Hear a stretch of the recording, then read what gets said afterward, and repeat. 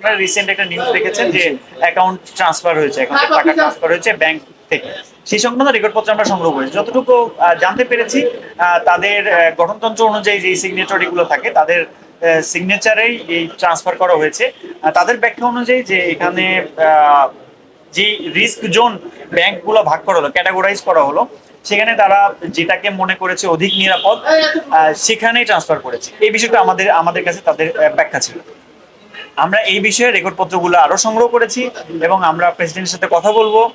এই সেই রেকর্ডপত্রগুলো আমরা আরো যাচাই বাছাই করে আমাদের রিপোর্ট দেখাই। ওনাদের তাদের গঠনতন্ত্রে এটা উল্লেখ আছে তাদের আয় আর্থিক হিসাব পরিচালনার জন্য যারা অথরাইজড তারা এই হিসাব পরিচালনা করে করতে পারে।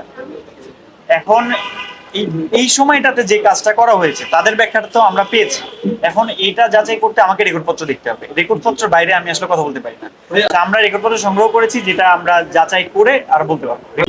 আচ্ছা, ঠিক আছে। এই প্রশ্নের ব্যাপারটা বলি। আর্থিক যে লেনদেনটা, সেটা একটা কর্তৃপক্ষ থাকবে, তাদের কনসার্নে থাকবে এবং যথাযথ প্রক্রিয়ায় সেটা ট্রান্সফার করতে হবে। আর্থিক অনিয়মের ব্যাপারটা কখন সংঘটিত হয়ে থাকে, কিভাবে সংঘটিত হয়, সেটা যাচাই করতে আমরা রেকর্ডপত্র ছাড়া কিছু বলতে পারি না। এখন প্রতিটা ডকুমেন্ট যেভাবে ট্রান্সফার করেছে তারা অর্থ, সেখানে সিগনেটরি কারা ছিলেন, তাদের গঠনতন্ত্রে আসলে এই দায়িত্বটা বা এই অথরাইজেশনটা কার উপরে বর্তায়, সেই ব্যাপারগুলো আমাকে যাচাই করতে হবে। তারা যে দাবি করছেন যে সঠিক ব্যাংকিং চ্যানেলে তারা রেখেছেন বা নিরাপদ জায়গায়, সেফ জোন যেটাকে বলি, যে ব্যাংকিং, যে আমাদের যে ব্যাংক তিনটা ক্যাটাগরি যে নিয়ে আসছে, সেটা হয়েছে কি না, আদত তাদের দাবিটা কতটুকু যৌক্তিক, আমার সেটা পর্যালোচনা করতে হবে। না, অবশ্যই আমরা সেটা দেখবো, কেন তারা জনতা ব্যাংক থেকে অন্য ব্যাংকে নিয়ে গেল, যেটাকে আপনার মনে হচ্ছে যে এখানে অনিয়ম হয়েছে, এটা যাচাই তো অবশ্যই করবো। টেন্ডার প্রক্রিয়াতে অনিয়ম করার তো সুযোগ নেই। আপনি যেটা বলছেন, টেন্ডার করতে হলে সেটার একটা প্রক্রিয়া আছে, যথাযথ প্রক্রিয়া অনুসরণ করে টেন্ডার করতে হবে। আপনি যেই তথ্যটা আমাকে দিচ্ছেন, আজকে যদিও এই অভিযোগটা আমাদের না, তো আপনার এই বিষয়টা আমাদের মাথায় থাকবে, আমরা এটা আমাদের কমিশনকে জানাবো এই অভিযোগটার বিষয়ে। যে বক্তব্য অনুযায়ী আমার কাছে মনে হচ্ছে এখানে অনিয়ম। যদি টেন্ডার প্রক্রিয়া বা আমাদের পিপিএ অনুসরণ না করে থাকে, সেটা তো অনিয়মের পর্যায়ে পড়বে। না, অবশ্যই আমরা চাই, বিসিবি আমাদের সবার পছন্দের একটা জায়গা, আবেগের জায়গা। সেখান থেকে দেশকে রিপ্রেজেন্টেশন করেন আমাদের প্লেয়াররা, এখানে এটা আরো ভালো কাজ করুক, আমরা সেটাই চাইবো। পূর্বের যে অনিয়মগুলো হয়েছে, আমরা এসেছি কেন সেই অনিয়মগুলো মানে যেন যারা সংগঠিত করেছে তাদের একটা আইনি প্রক্রিয়ার মধ্যে নিয়ে আসার জন্য।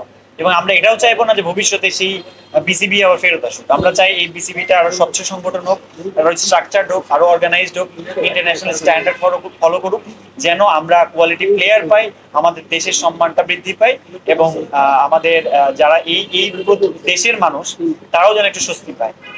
তাদের যেই আবেগের জায়গা, সেখানে যেন সবকিছু তাদের মনের মতোই হচ্ছে, এমনটাই তারা ভাবে। থার্ড ডিভিশন যে কোয়ালিফাইং, সেই প্রক্রিয়াটা একটা সময় ছিল যেটা এন্ট্রিটা খুব সহজ ছিল, ইজি অ্যাক্সেস। সেই সময় প্লাস 60 or 70 এরকম একটা টিম অংশগ্রহণ করতে পারতো। কিন্তু পরবর্তীতে দেখা যায় 2022-এর পর থেকে কিছু বার ক্রিয়েট করা হয়, এটা রেস্ট্রিকশন চলে আসে, সেখানে 2-3টার বেশি টিম পার্টিসিপেশন করতে পারে না। সেক্ষেত্রে এটা লেস কম্পিটিটিভ হয়ে যাচ্ছে, প্লাস আমাদের যে ন্যাশনাল টিমের জন্য ভালো প্লেয়ার তৈরির যে পাইপলাইনটা, সেটা খুবই সীমিত হয়েছে। সেই ব্যাপারটাই আমরা বরাবর ফোকাস করেছি এবং আমরা দেখেছি যে এখানে এমন কিছু রেস্ট্রিকশন বা শর্তাদি দেওয়া হয়, যে শর্তাদিটা আমাদের দেশের যে যারা ক্রিকেট ক্লাবগুলো আছেন, যারা হয়তো বা আমাদের দেশের যে ইকোনমিক কন্ডিশন আছে, সেখানে আমরা যে প্লেয়ারগুলো তৈরি করতে বা তাদেরকে যে সহায়তা করতে, অনেক ক্ষেত্রে আমরা দেখি বিভিন্ন প্রত্যন্ত অঞ্চল থেকে আমাদের ভালো মানের প্লেয়ার উঠে আসছে, তো সেই পথগুলোকে রুদ্ধ করা হয়েছে। আমাদের কাছে এটা প্রাথমিকভাবে মনে হচ্ছে বিষয়টা ছিল, সেই অভিযোগটা আরেকটা টিম হ্যান্ডেল করছে। তাদের যে রিপোর্টিংটা, তো সেটা আমি জানতে পারি না। আজকে আমার যে রিপোর্টিংটা ছিল, এটা থার্ড ডিভিশন কোয়ালিফাইং এর ইস্যুটা কতটুকু স্পষ্ট বা স্বচ্ছ কিনা, যৌক্তিকতা কতটুকু বা এর বৈধতা কেমন, এই ব্যাপারগুলো আমরা বাছাই প্রক্রিয়াতে অনিয়ম ছিল কিনা সেটা দেখলাম। পাশাপাশি বিসিবি যে গঠিত হয়েছে, এটা একটা গঠনতন্ত্রের আলোকে পরিচালিত হচ্ছে। সেই গঠনতন্ত্রটাকে কতটুকু বৈধ বা কতটুকু সিদ্ধ, সেই ব্যাপারটা আমরা আজকে পর্যালোচনা করেছি। আমাদের কাছে অভিযোগ ছিল যে গঠনতন্ত্রে কিছু অ্যানোমালিজ আছে, আমরা সেই ব্যাপারটা দেখেছি। এখানে গঠনতন্ত্র নিয়ে যে কোয়েশ্চেনগুলো উঠেছিল, সেক্ষেত্রে আদালতের একটা রায় ছিল, সেই জাজমেন্ট অনুযায়ী পরবর্তী গঠনতন্ত্র সংশোধিত হয়ে বর্তমানে সেটার আলোকে পরিচালিত হচ্ছে। তবে গঠনতন্ত্রে আমরা পর্যালোচনা বা যাচাইয়ের ক্ষেত্রে যে একটা বিষয় খেয়াল করেছি, যে এখানে একটা খুব সুন্দর স্ট্রাকচার এবং অর্গানাইজ একটা প্রতিষ্ঠান হিসেবে তৈরি হওয়ার কথা ছিল বিসিবি, কিন্তু এই জায়গাতে আমরা গ্যাপ পেয়েছি। এখানে সঠিক চাকরি বিধিমালা নেই, বা একটা অর্গানাইজেশন হিসেবে স্ট্রাকচার বা সুগঠিত থাকবে সে ব্যাপারটাকে আমরা এখানে গ্যাপ দেখেছি।